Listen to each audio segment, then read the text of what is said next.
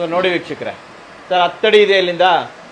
Sir ಇದೆ sir 10 ಅಡಿ ಇದೆ ಸರ್. ನಮ್ಮ ಕಡೆ ತಿರ್ಸಿ ಅದನ್ನ ಕರೆಕ್ಟ್ ಆಗಿ ನೋಡಿ.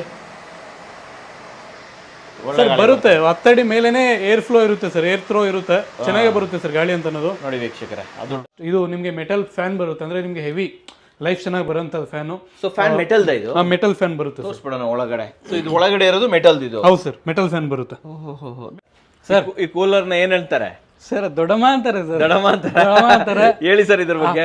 ಫೀಲ್ ಕೂಡ ಹಂಗೆ ಇರುತ್ತೆ, ಒಂದು ರೇಂಜ್ ಆದ ಫೀಲ್ ಸರ್ ಇದು. ಫಂಕ್ಷನ್ ಹಾಲ್ಸ್ ಅಲ್ಲಿ ದೊಡ್ಡ ದೊಡ್ಡ ಹೋಟೆಲ್ಸ್ ಅಲ್ಲಿ ಮಾತ್ರ ನೋಡಿರ್ತೀರಾ ಸರಿ, ಆ ಕೂಲರ್ ಸರ್ ಇದು.